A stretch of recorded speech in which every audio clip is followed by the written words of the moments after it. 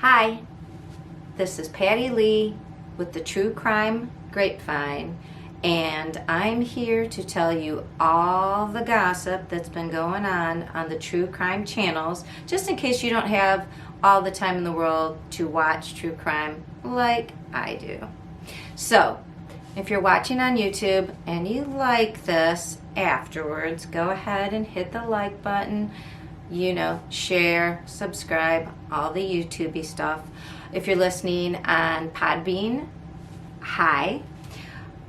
We're here to go over what's been happening. It's been kind of a busy week, so let's unpack what happened. So this week, we're going to cover updates for the Oren and Orson West, also known by their biological family as Sincere and Classic West, whose adoptive parents have been charged with their, to be YouTube friendly, the Big M. We're going to go over Barry Morphew's case, what's been going on there. He had a court update that was covered by Lauren Scharf on March 4th, so we'll go over that. We're going to go over a little bit. There was a small thing that happened with the Daybell case. Sherry Papini case, which hasn't really been talked about in years because it happened in 2016. Interesting, came up again with an indictment that happened last Thursday. And that's about it. So, let's get into it. First case that we're going to go over is the Orson and Owen case. Gosh, let's just call them Sincere and Classic West, because that's the name their family gave them. So unfortunately, and I'm not going to go into it, these two little boys were removed from their biological family. They share the same father. They were put into the foster care system. The Wests, Trezell and Jacqueline, went ahead and fostered them in 2018 and adopted them in 2019. Now their family already consisted of 2 other adopted children and 2 biological children. So they went from 4 children to 6 children, which is kind of a lot. And their employment history is interesting, just for wondering about why they would be allowed to take care of so many other children if somebody else was having a problem. It's interesting, just interesting to me that they would be, that's a lot of kids. I'm just saying, that's a lot of children to look after. And wow, adopting in 1 year seems fast, but that's just, again, just my opinion. So, history of the case was that last Christmas of 2021, the family had just moved within that month from Baker City in California to California City, and living in California City a month or so. The neighbors do report didn't really see him a lot. When they pulled up their van, they pulled it right up to the door, so they couldn't really see who was getting in and out. Seemed to, but it was during COVID. People were kids couldn't have the vaccine, so maybe they were just being overprotective. So come to find out, Trezell and Jacqueline said, oh my gosh, the kids disappeared. It was right before Christmas. It was horrific. They couldn't find them anywhere. People thought it was a little strange because they came right out and gave this thing, didn't seem as upset, but we don't know how people grieve. Okay, fast forward to just last, I believe it was Thursday or Friday, DA Cynthia Zimmer from, Kern County in California, held a press conference where they announced that the couple had been arrested. They were arrested, on March 1st, booked into the Kern County jail on the Big M charges, second degree, and I believe second degree has to do with the fact that it was considered sort of a crime of passion. Although the charges have some aggravating circumstances. So Duty Ron, as well as who else? Somebody read all the charges, and you can see them all read. You know, if you want to go through every single charge. The aggravating circumstances are a bit disgusting, having to do with maybe involving, it seems like they involved somebody that was a minor, perhaps, somebody under their leadership and influence. So it seems like other people were involved. Also, one of the boys' circumstances were described as being more pre-planned. So it appears, from a novice point of view, just my opinion, speculation, that the case will be made that one child was maybe hurt, harmed, killed, and then perhaps the other child, the brother, we don't know for what reason, was then maybe they wouldn't be quiet about it. I don't know. Little kids are pretty whatever. They took care of the sibling, and then within a month moved, and then claimed the child, like ran away. These two children were somehow abducted, was what it sounded like from their story. So Ms. Zimmer sort of laid out that the case showed that they actually probably were the big M'd in Bakersfield before the family moved. She says all of the indictment basically says sometimes between September 1st and September 30th, that this occurred. Really depressing, really sad. The only good thing is hopefully this will give their biological family some sense of justice, and the other kids are right now, they were removed from the home, so hopefully they're safer. We're not exactly sure. Now, the DA was very, I thought, professional, didn't really give us a lot of information, didn't answer anything beyond the facts that were in the actual legal, like, charging papers. And it was only 5 pages, I believe, in total. Very simple, factual, and the rest were asked the actual, they sealed a lot of what the grand jury saw, we don't get to see. So it was an indictment by a grand jury, which the DA explained. There's 2 ways, if you've been watching other channels, there's 2 ways to go to trial. One is through a preliminary hearing process, which we saw with Barry Morphew, as well as with the Vallow case. The other way is when a grand jury indicts and it goes straight to trial. So in this case, the grand jury indicted, and there's a saying amongst lawyers, I am not one. I have a background in psychology, but not in law. The the saying in the law circles is you can indict a ham sandwich. Also in the preliminary hearing, you may have heard people opine that, well, yes, but to get something to go to trial, the prosecution is given a lot more leeway than they will in actual court. So, that is important to remember. So each of the Wests were indicted 2 counts of second-degree Big M, 2 counts of second-degree willful cruelty to a child, and part of that is because of the age of these children. The younger the victim, it makes the penalty worse.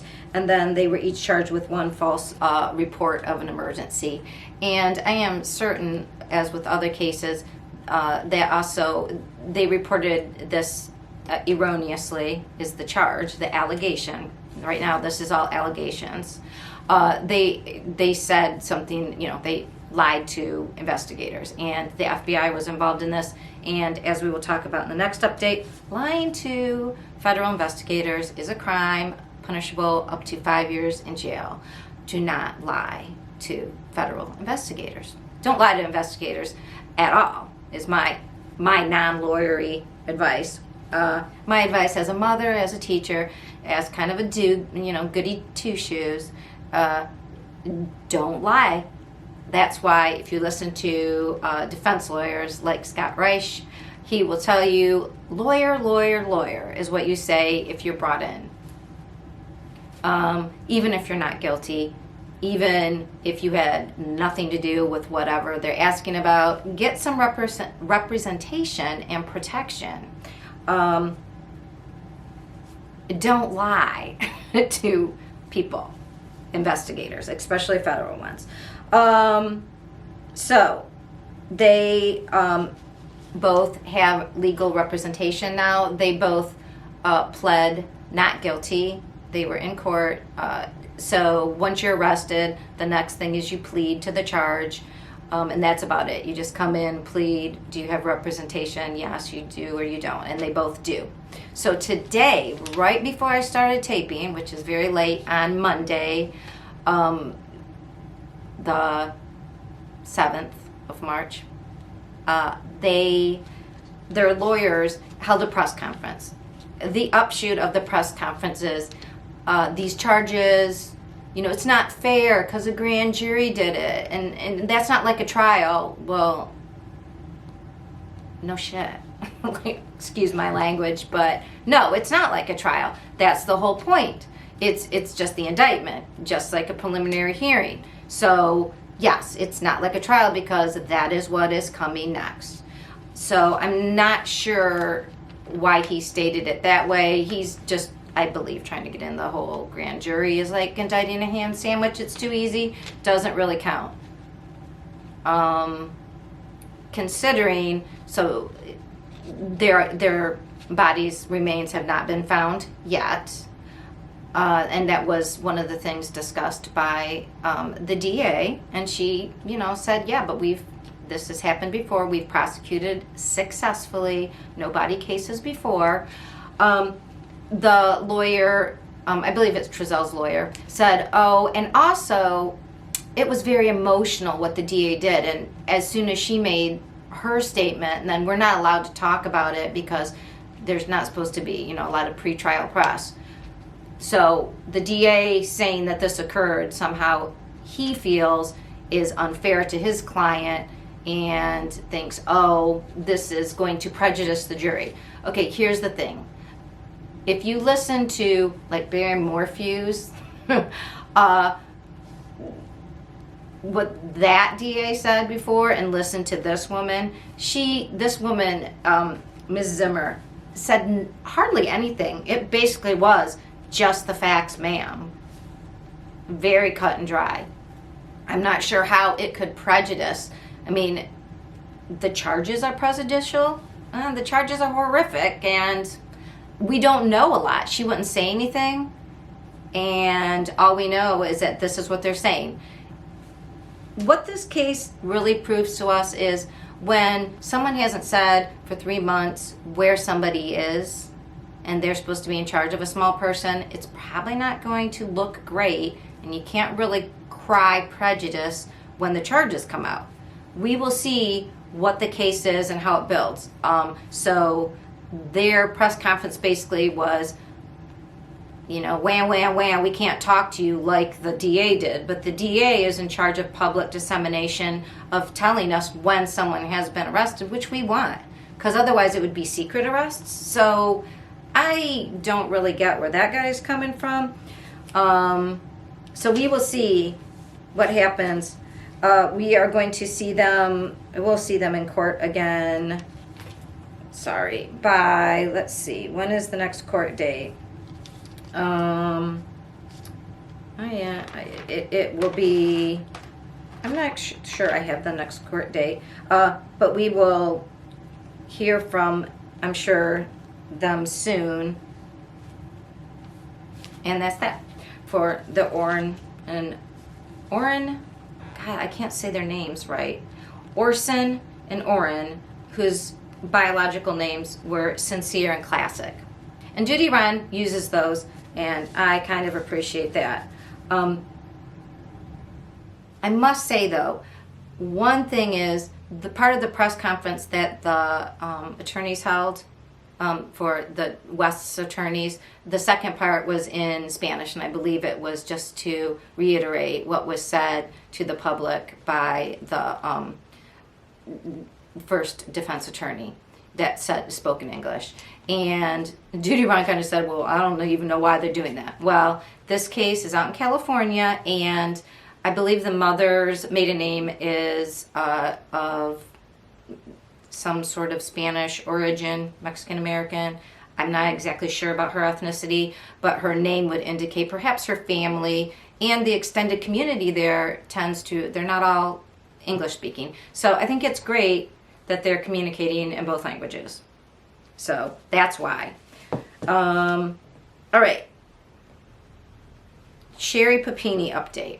So Sherry Papini was a blonde mom, teeny tiny, really cute, perky. Oh, yeah, she went missing. It was horrible. Her husband came home. She was supposedly going jogging all the time. She was a avid jogger, and he got a call, I believe, that the kids weren't being picked up from daycare, or he went to pick up, whatever. There was where is she?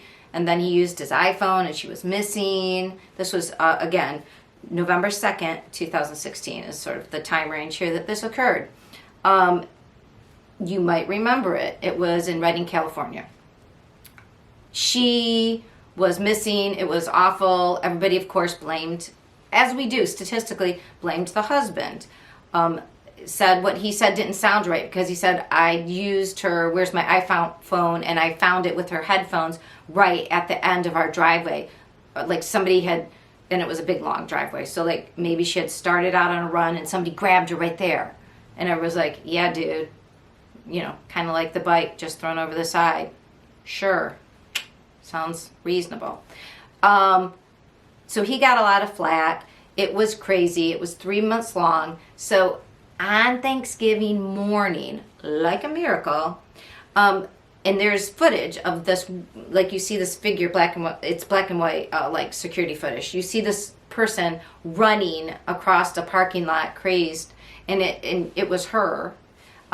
She appeared, she was beaten, she had burns, she had some things tied to her, but she was loose as she was running, and she flagged down a car. The person called 911.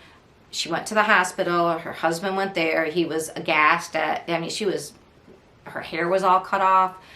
And she told this story. See if it sounds familiar. Oh my God, I was grabbed and abducted. They threw something over my head. It was 2 minorities. Now, granted, I'll give her this. She did at least. She wasn't like the typical how people make up a story about it has to be 2 black guys. No. Oh, it was 2 Hispanic women. Not that makes it much better. So again, we have this weird, unfortunate pattern of white women, especially, sorry, have to say it because it's true, when something happens, oh my God, their lies always are about, and white men too. Oh, it's a black guy did it. A Hispanic guy did it. Some minority hurt me. And then we find out they made it all a lie. It's annoying. It's annoying. It's racist. Whatever. But her story, beyond it being like a trope of a minority hurt me, so that was what was reported, right? And everybody's like, oh my God, see, it wasn't the husband. But in the background, the police were asking her, well, okay, so you were there for 3 weeks. Did you see them at all? And she was, I'll give you this description. There was an older one and a younger one. And she sort of described very vaguely some Hispanic women. And they just thought, this doesn't have a lot of detail. Something doesn't seem right. Let me just tell you, when people lie, it's very hard to lie authentically, because made up memories, fictionalized memories, do not have the same detail and authenticity that a real memory does. So they're already sort of wondering, but she had been very hurt. the thing was, she did this to herself. All right, so zoom through to this week. Last Thursday, she is, I believe it was Thursday. Let me look just to make sure. All right, so I'm sorry, it was March 3rd. Yes, so I believe it was Thursday. The Eastern District of California, she was arrested for making false claims, lying to federal investigators, and she received money through the California's Victims Association, and she got checks through the mail fraud. So, if you're going to do crimes, do not involve the post office. Mailing things makes it much worse. In fact, mailing the mail fraud charge will get her 20 years, whereas as we talked about in the other case, like lying to investigators, is 5 years. So, and she's going to maybe have to pay $2,000 to $50,000 back. She took $30,000 of the victims fund, which is great, right? Because that could go to help real victims. And she used it for, medical appointments and whatever. So let me just tell you. Let me break it down how she got caught. Number one, the FBI looks at DNA. There was a close relationship DNA of somebody that was in the system on her clothes. That relation was a relation to, an ex-boyfriend. So that leads them to the ex-boyfriend's house. And in the ex-boyfriend's house, they see a table that is exactly like the one she described her captors had, as well as then, they took his DNA, matched the DNA on her clothes, and I believe, I'm not going to say exactly where, the article of clothing would be an intimate one, I believe. And further to prove that that's where she was, they found a honesty bottle that had her DNA on it, so matched everything up. Her clothes had his DNA, and her DNA was found in the house. The boyfriend, the ex-boyfriend, said, oh my gosh, here's what happened. She said that her husband was hurting her, and he was slapping her around and doing the R thing to her, and it was horrible, so I picked her up at the bottom of her thing. So for everybody who said, boy, it seems too coincidental that her headphones and her phone were just sort of like right there, you were right. Was too good, was placed, but it wasn't the husband this time. She pulled this is what's horrible, is because it makes people think other women do this, when 99 point whatever percent of the time it is the significant other or some interested male, somebody, especially husbands, right? But no. This time, the Gone Girl scenario was kind of true. She made it look as if she were kidnapped. She went to her ex-boyfriend's house. He thought he was helping her escape, but she would never leave his house. It was 600 miles away. I don't think he's being charged, but it's kind of odd that then he helped her. I guess it got too hot. I don't know.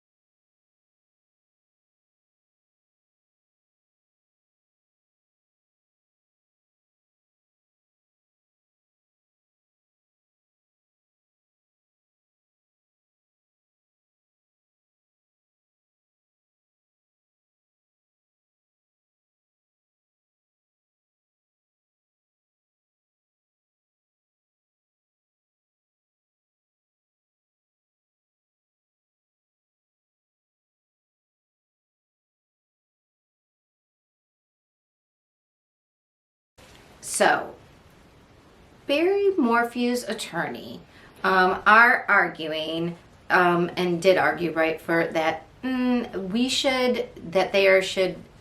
charges should be dropped. They are saying there was this exculpatory evidence.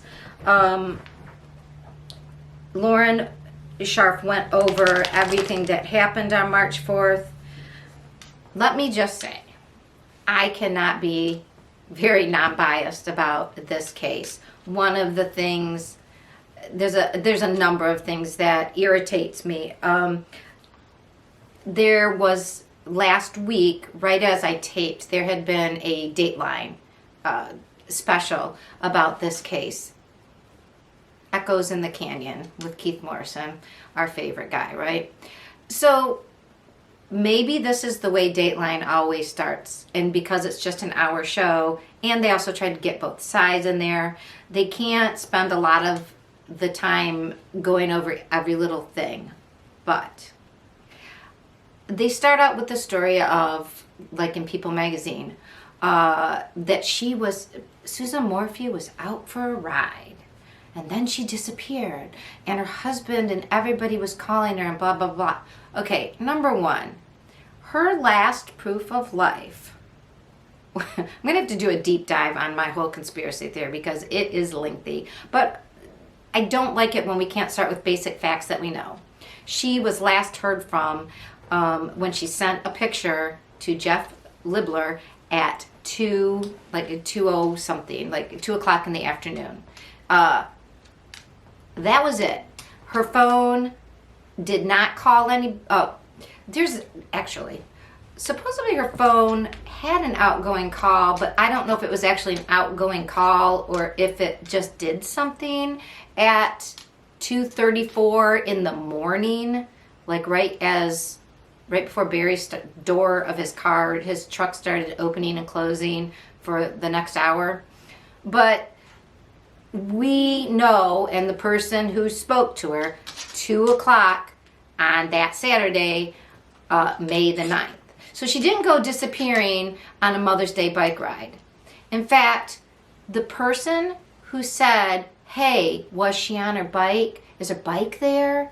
That was when the neighbor called Barry when he was working out of town, even though he wasn't working. He was sleeping from, he slept from 12:30 to almost 6 o'clock that day. But, he was working. So the time that she was last seen was really at the pool before her husband came home. That's last anybody heard or saw from her ever again. So there was at least 12 hours before we know that Barry left the house. So another thing that I don't like is that bothers me that these shows start out with.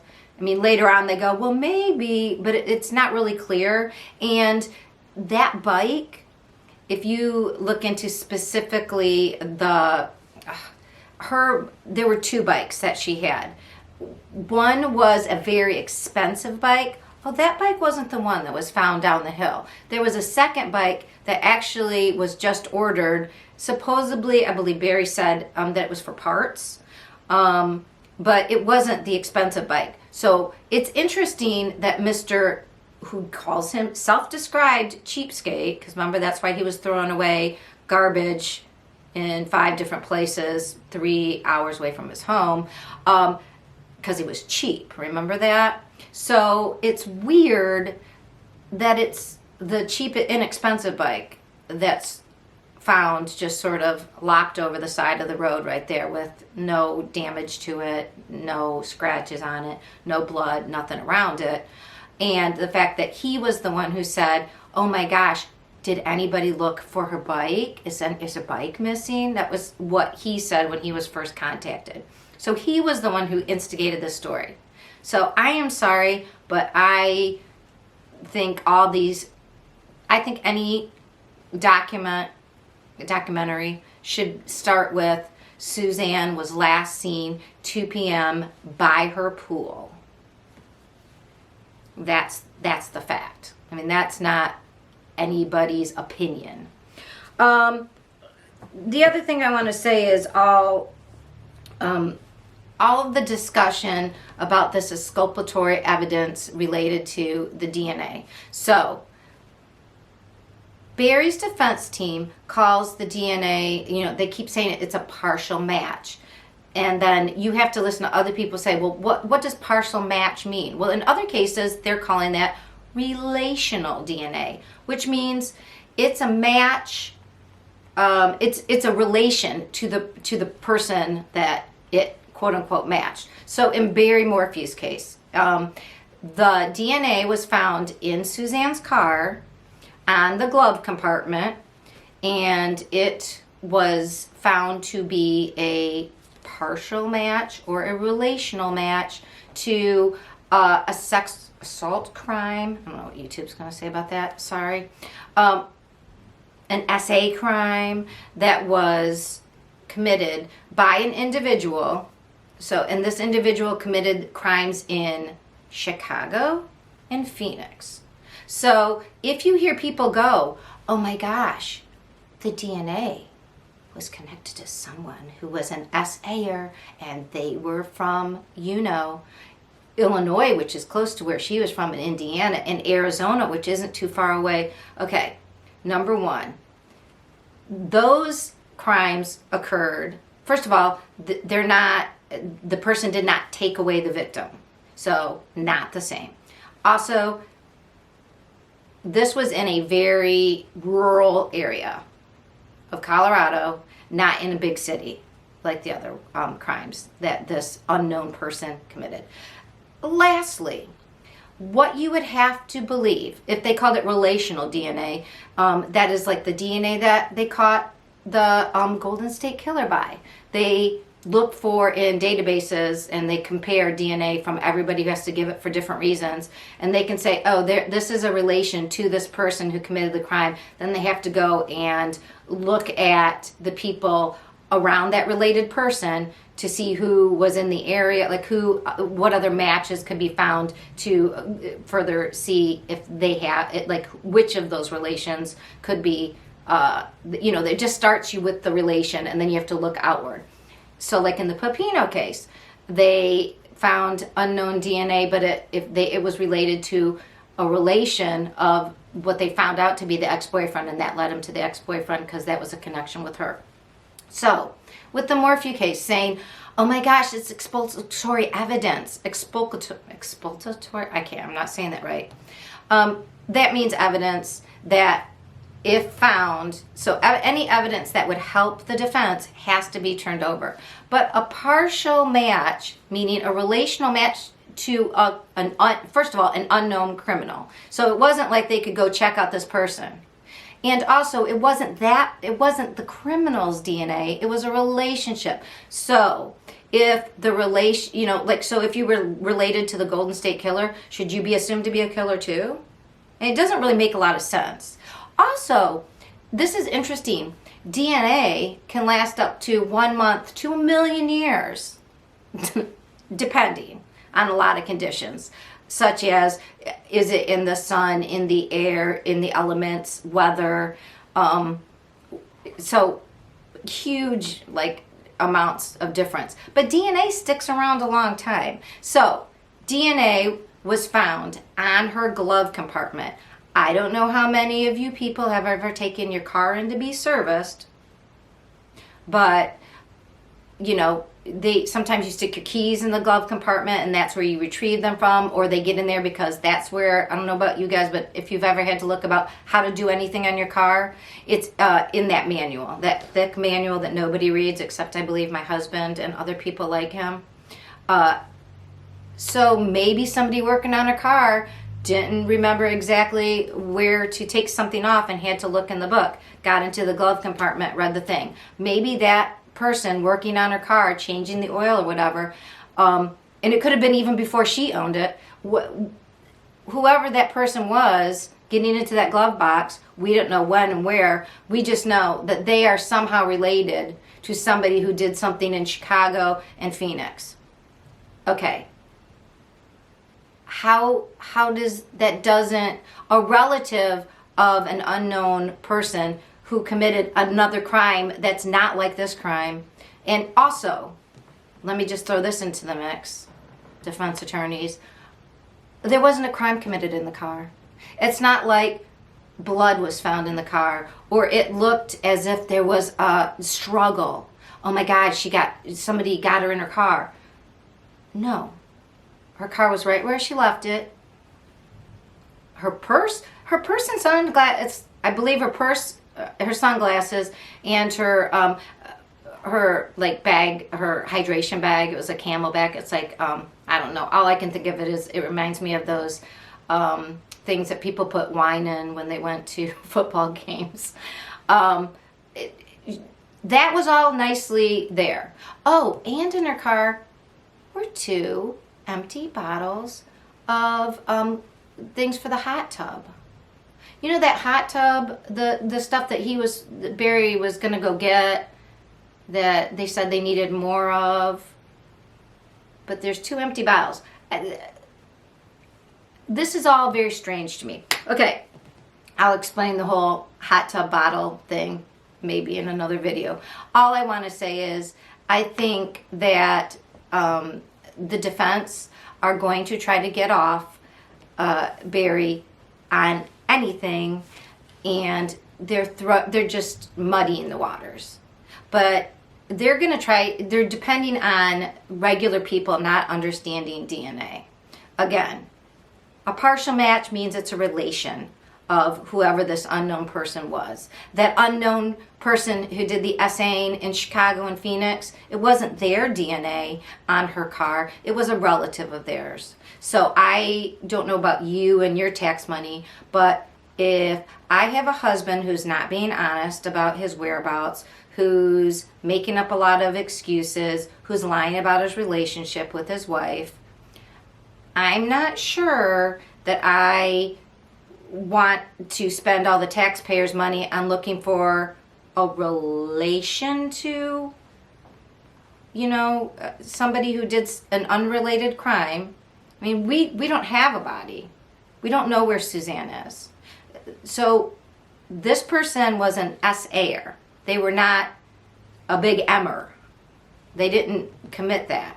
They weren't into that. So I'm not even seeing where it's related. So I wouldn't think it was, why would you say, oh, I mean, there's people's DNA. Our DNA now can be found everywhere. Everywhere you've ever been and touched things, especially if it wasn't outside, it can be at a crime scene, potentially. So, I mean, they're reaching, and that's their job. Their job is to defend him no matter what.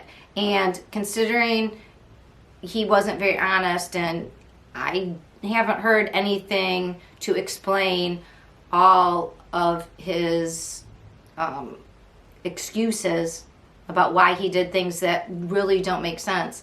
I don't know. Again, I'm not going to claim any sort of non-bias. I think he looks like a megalomaniac narcissist. That's just my opinion based on everything about him.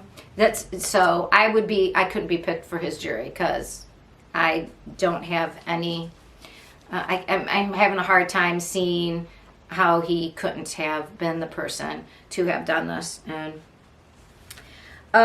yeah.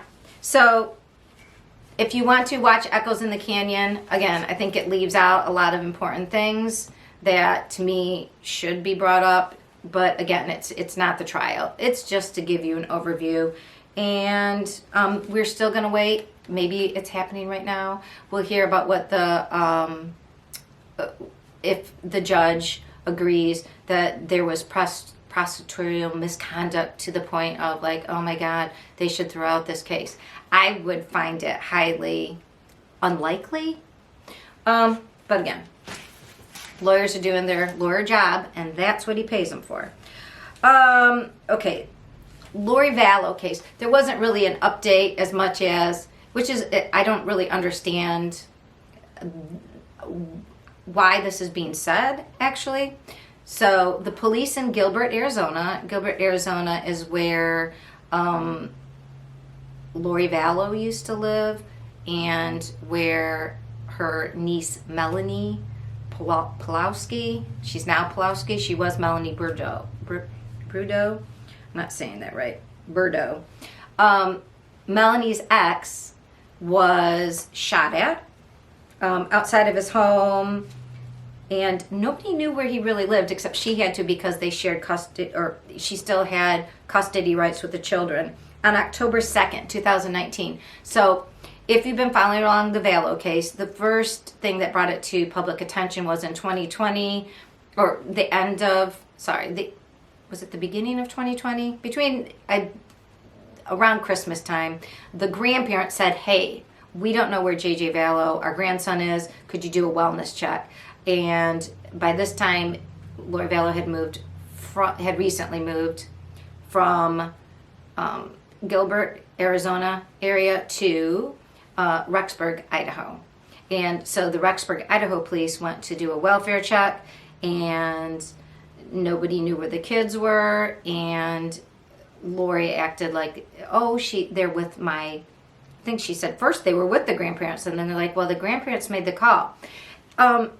She also didn't let them know that her brother's friend who was helping them move was really her husband. They had already been married by this time. So we found out that the kids were missing, and then within 6 months their bodies were found on her boyfriend Chad Daybell's property. But hey, they had gotten married because his wife had also passed. There's a lot of death in this case. I'm not going to go over the whole case now, just to say that from the charging documents for the big M's of her 2 children by her and her new husband, that they supposedly stated that those children left this earth in September of 2019. So this is October that Melanie's husband is being shot at. So it's attempted murder. And so the Gilbert police had said they were considering charges. So I don't know why people talk about considering charges instead of just charging. It's kind of interesting. And there was a huge document dump out of Gilbert about Chad, Lori, all the people around this. So they just came out this week and said Chad will not be charged because they don't think they can get a conviction with the attempted murder. Oh, one of the reasons Chad specifically was included, though, was there was surveillance in Idaho of Chad and Lori putting in the back seat. It looked like there was that back seat of the Jeep that was used in the shooting. And we know by this point, too, that her daughter, who inherited the Jeep from her father, who died in 2018, although that was still considered, and that was in Phoenix, has been ruled natural, although many people, including myself, think with the string of deaths around these people that probably wasn't. But, yeah, so her daughter had inherited the car from her father, but at this point nobody knew, but she was already gone too. So that Jeep was, they tinted the windows. I don't know if the windows were already tinted, but they went ahead and took out the back seat. And so Brandon had reported that the tailgate, like the tailgate window in a Jeep opened, which to do that, to get a lot of room, you would have to remove the seat, and that he was shot at through that window. And he recognized it as Ty Lee's car, which he thought was strange. Anyways, so while Chad was seen on the surveillance with Lori when they were taking out the seat and it looked like whatever, they said not enough. Again, not sure why they're making an announcement about not charging somebody in a murder case or attempted murder, but that's what I have to report on that this week. All right. There is a case in New York. I'm just going to say GMAX. So if you know, you know. And there was a conviction on child SA crimes and trafficking. And so what happened, though, in this past week or so, there was a juror who came out right after the guilty verdict and talked to a number of journalists and publications saying, hey, by the way, just to let you know, I got her convicted because I was SA'd and I told the other jurors about it and I convinced them all that this was real. Okay, so number one, there's this thing called voir dire, which if you watch any of the lawyers, including Scott Reich, Crime Talk, he will tell you it's French for to tell the truth or to talk the truth. Voir dire is the time when they bring in people that were picked to be on a jury, and they always pick a lot more, right? Like for the Barry Morphy case, I believe they're sending out 1,000, or maybe that's 1,000, just to see 1,000 jury summons. So when you get that in the mail, your jury summons, it's not just you and it's not just 12 people. It's a bunch, depending on how much publicity the case has gotten, and they think that a lot of people may not be able to be picked. So, and from what I understand, again, not a lawyer, but that each side gets to strike so many for cause, and I think they might have just, they can strike them for, I don't know if they have to have a cause or not, but they have so many strikes, and then they have to accept who's left. So voir dire is this process to find out who these people are and do they have biases. So the person, there's a lot of talk, which I would like to address, a lot of gossip on the grapevine out there in the interweb, that people are saying, yeah, but if you've been SA'd ever, so you can't be on a jury. That is not true. Anybody can be on any jury, but the lawyers for each side, the prosecution and the defense, get to question you to see what's your lens of life, as I spoke about before. Like, how do you see things? What are your bias? And they will especially ask you about things related to the case, because they don't want somebody who has a huge bias, and they will explicitly ask, can you fairly, like, convict a police officer, or can you fairly if they know from your questionnaire, so questionnaire is usually about their background first, they will ask them then about those questions and say, well, I see that you marked yes, you were a victim of SA when you were little. Do you think you can be fair about this?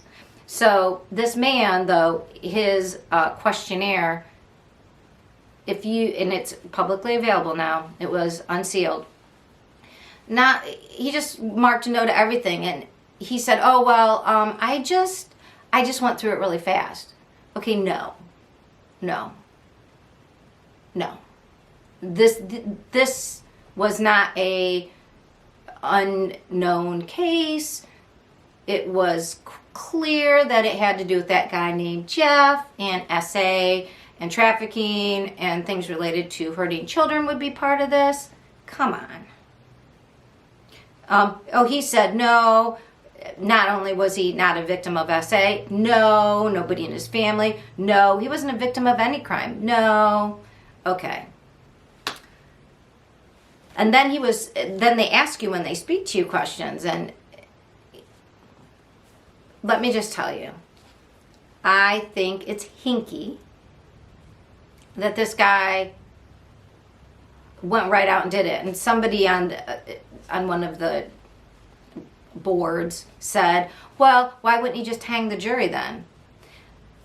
My answer to that would be, well, it's more sophisticated to get a new trial, to mess up a conviction, and more expensive and more emotionally distressing to have a conviction that you have to start all over again. Hanging a trial, hanging a jury means, like, you have to have 12 people, right, that say, yes, I agree. So if one doesn't, then it's not a conviction, and you can retry them if you want.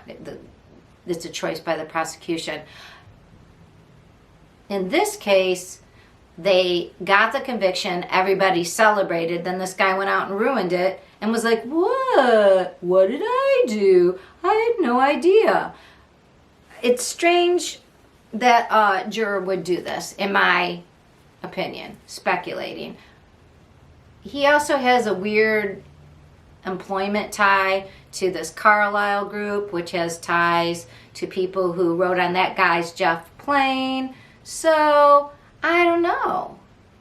Was it a way to not only get her a new trial, stop the conviction, but also a little FU to the prosecution? Ha ha ha. You had a win. Not anymore. So I don't know. I don't like the, it's just me. I don't like the looks of this guy. I don't know. I don't believe him. So he's going to be questioned Tuesday, tomorrow, about this. So whoever's listening to this tomorrow on Tuesday, March 8th, I believe it is. Sorry. That's why I say I'm the dyslexic detective, because numbers especially, I have a huge problem with numbers, and I have something called time blindness, which, if you know about dyslexia, time blindness is very common. It's where you are in flow, you don't really feel time. It's kind of a sensory deprivation problem. Anyways, so if I mess up dates, I'm sorry. That's why I'm constantly looking down to check my notes. And I am just telling you what other people are saying. Because like I said, this is the true crime grapevine, giving you just what's out there, just the gossip on the interwebs, with a little bit or a lot of it of my speculation, my opinion. And remember, all these people, unless convicted, they are assumed innocent. These are only allegations that we're talking about. I'm just telling you what people on the interweb are saying, so that you don't have to spend hours a day figuring out yourself. All right, so that was the GMAX sitch. We'll see tomorrow. They're thinking she'll probably get a new trial because this messes things up. Unless they can find out he was a plant. And even so, I don't know what that does. I don't know. I don't like it. I'm going to share, I think I might do a special, I have another theory to share with you. Another let's put on our tinfoil hats theory. I'm just going to run it down quickly. Now, last week, I told you about Bob Saget and the fact that I found out through a personal connection that does happen. It happened, that same case of somebody who hit their head, didn't have like a noticeable bump or crack in the back of their head, had actually cracked their skull. So I am open to scientific evidence. I am not saying everything's a conspiracy. When you get the right people involved, sometimes I wonder, but I always try to go for the facts. All right. Now, the only reason I'm bringing up this crazy theory is that WFLA, which I believe is the guy's name, Josh. He always says, "Hey, Josh," on WFLA's YouTube channel. He was on every day with the Gabby Petito Brian Laundrie case. I have a crazy theory. This is just my speculation, but they did report that a retired FBI agent, let me see if I have her name. I don't know if I wrote down her name, but it's in their, last week, they had, he had interviewed her.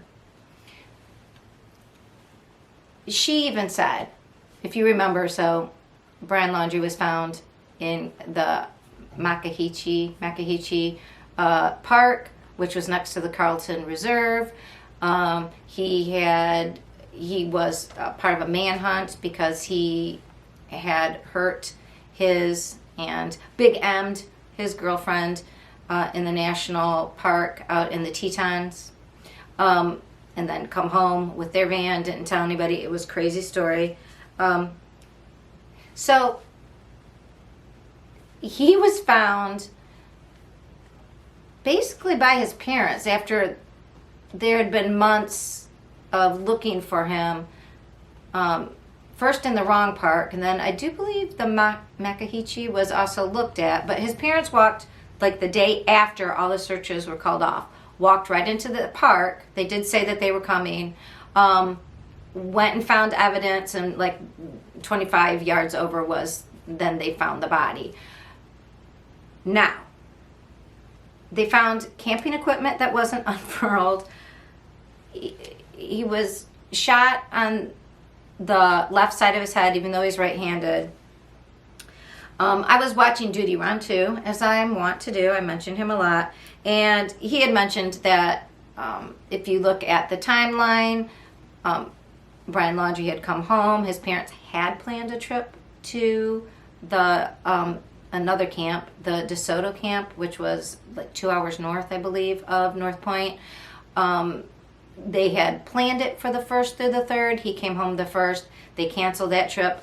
They, you know, if you've gone camping in a national park, you might know you have to like reserve a campsite. So then they changed the reservation to the 6th through the 8th. They did go there. And so Duty Ron had been talking about, he was talking with Barbara Butcher, who is a death investigator. And they were talking about that basically it's too bad people do end their lives doing, you know, like after committing a crime like this. And he had been saying he thought that last trip with the family and the nephews, that was the big hurrah, and that Brian knew he was going to do this. So here's an interesting concept. If it was the last hurrah, was it Brian's last hurrah, or maybe his family's, like his parents' last hurrah? So one of the other channels, law enforcement related, both Profiling Evil with Mike King and Chris McDonough with The Interview Room, talk about like where you last place the person. So like with Barry Morphew's wife Suzanne, the last place we can place her for sure was her pool. The last place that we can place Brian Laundrie is the pictures taken at the DeSoto Park. Nobody saw him, I believe, to my recollection. Like neighbors said they saw him walking before they went on their camping trip. And people were unsure when that camping trip happened because we didn't know about it right away, because it seems like may have slipped everybody in the Laundrie family's mind at first. So the timeline seems to indicate the 6th to the 8th is the last time Brian was known to be in